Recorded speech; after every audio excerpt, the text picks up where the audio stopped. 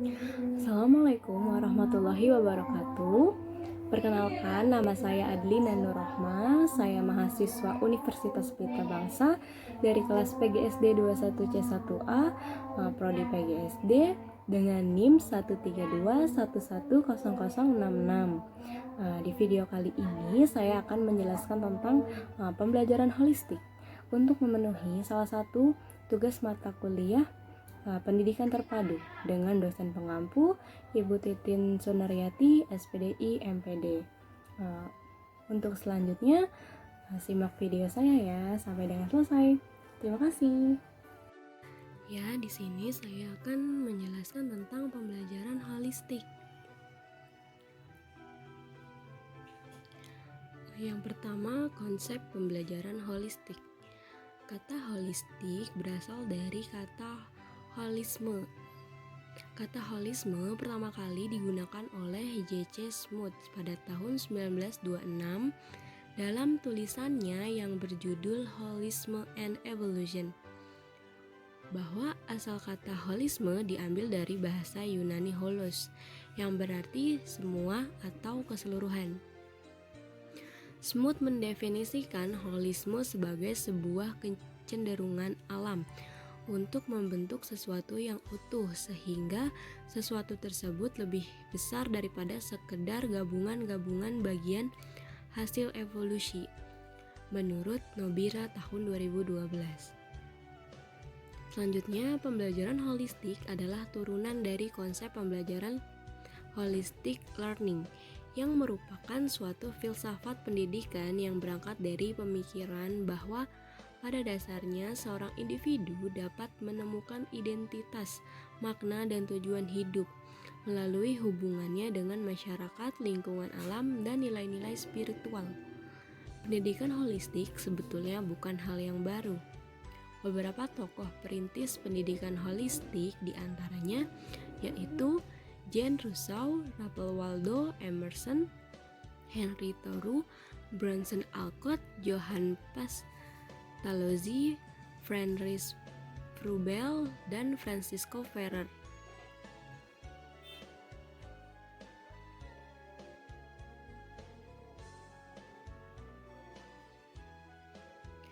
Baik, selanjutnya di sini ada ciri-ciri pembelajaran holistik. Model pembelajaran holistik sangat menekankan pendekatan pendidikan yang sangat manusiawi dan utuh. Model ini tidak sepihak atau tidak sepotong-sepotong. Pembelajaran ini tidak didasarkan pada aspek otak saja atau fisik saja atau dari rohani saja, karena segala aspek fisik maupun kejiwaan saling berkaitan dan melengkapi.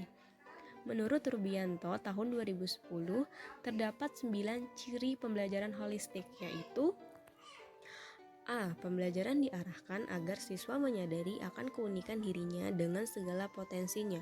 Mereka harus diajak untuk berhubungan dengan dirinya yang paling dalam, sehingga memahami eksistensi otoritas tapi sekaligus bergantung sepenuhnya kepada penciptanya.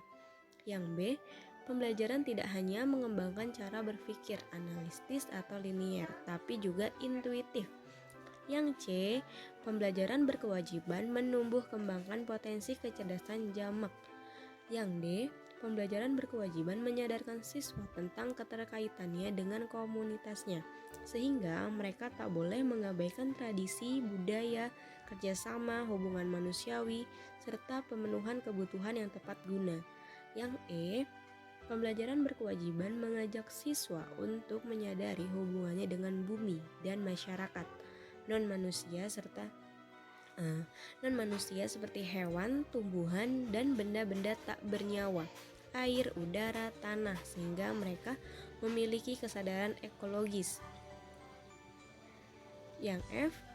Kurikulum berkewajiban memperhatikan hubungan antara berbagai pokok bahasan dalam tingkatan transdisipliner, sehingga hal itu akan lebih memberikan makna kepada siswa. Yang G. Pembelajaran berkewajiban menghantarkan siswa untuk menyeimbangkan antara belajar individual dengan kelompok, kooperatif, kolaboratif, antara isi dengan proses, antara pengetahuan dengan imajinasi, antara rasional dengan intuisi, antara kuantitatif dengan kualitatif.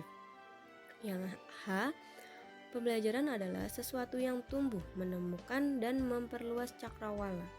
Yang I, pembelajaran adalah sebuah proses kreatif dan artistik. Proses pembelajaran menjadi tanggung jawab personal sekaligus juga menjadi tanggung jawab kolektif. Oleh karena itu, strategi pembelajaran lebih diarahkan pada bagaimana mengajar dan bagaimana orang belajar. Selanjutnya, di sini saya akan menjelaskan tujuan pendidikan holistik. Tujuan pendidikan holistik yang pertama adalah mengembangkan segala potensi individu melalui pembelajaran yang menyenangkan serta menggairahkan, humoris dan juga demokratis menurut pengalaman yang didapatkan dari interaksi dengan lingkungan. Yang kedua, siswa diperlukan bisa menjadi dirinya sendiri saat pendidikan holistik ini diterapkan. Artinya, siswa bisa mendapat kebebasan secara psikologis, bisa mengambil sebuah keputusan yang tepat, menentukan pembelajaran yang sesuai dengan keadaan dirinya, dengan keadaan dirinya sendiri, mendapat kecakapan selanjutnya di sini saya akan menjelaskan tentang karakteristik dasar dalam pendidikan holistik.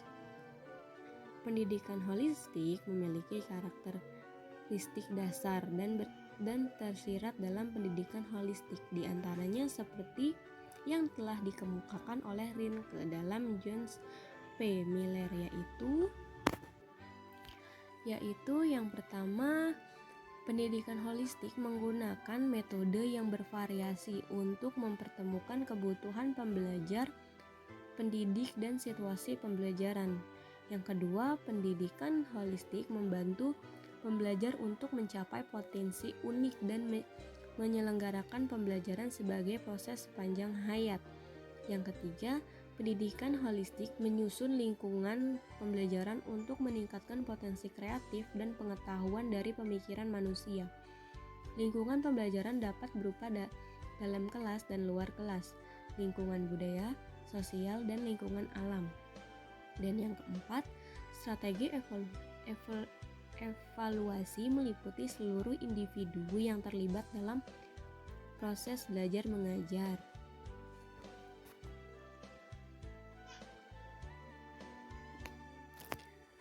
Selanjutnya ada strategi pembelajaran holistik. Keberhasilan proses pembelajaran tidak hanya dilihat dari hasil belajar, tetapi juga dilihat dari prosesnya. Proses pembelajaran merupakan upaya mengoptimalisasikan seluruh potensi yang dimiliki peserta didik untuk mengembangkan diri secara menyeluruh. Jadi, hasil belajar bergantung pada proses belajar siswa dan mengajar guru. Oleh karenanya, guru perlu mengubah strategi pembelajaran dengan menggunakan metode dan pendekatan yang bervariasi dan lebih bersifat eksploratif, menggeser pembelajaran yang berpusat pada guru menjadi student center pada siswa, serta mendorong siswa menjadi kreatif. Pembelajaran holistik adalah pendekatan pembelajaran yang berfokus pada pemahaman informasi dan mengaitkannya dengan topik-topik lain sehingga terbangun kerangka pengetahuan. Dalam pembelajaran holistik diterapkan prinsip bahwa siswa akan belajar lebih efektif jika semua aspek pribadinya, pikiran, tubuh, dan jiwa dilibatkan dalam pengamalan siswa. Selanjutnya ada pelaksanaan pembelajaran holistik. Sebagaimana pembelajaran pada umumnya, pelaksanaan pembelajaran holistik terdiri dari kegiatan pra-pendahuluan, kegiatan pendahuluan, kegiatan inti, dan kegiatan penutup. Kegiatan pra-pendahuluan dapat dilakukan dengan mempersiapkan ruang, alat, sumber, dan media pembelajaran. Hal ini bertujuan agar pembelajaran berjalan lebih lancar. Kegiatan pendahuluan meliputi 4 kegiatan penting. Keempat kegiatan tersebut antara lain pengkondisian menuju zona alpha, warmer, pre-stage, dan scan setting. Kegiatan inti merupakan poin pelaksanaan pembelajaran dalam pembelajaran holistik menurut Nani Rubianto dan Dani Haryanto tahun 2010. Pembelajaran holistik dapat dilaksanakan dengan dua cara, yaitu yang pertama, belajar melalui keseluruhan bagian otak. Yang kedua, belajar melalui kecerdasan majemuk atau multiple intelligence.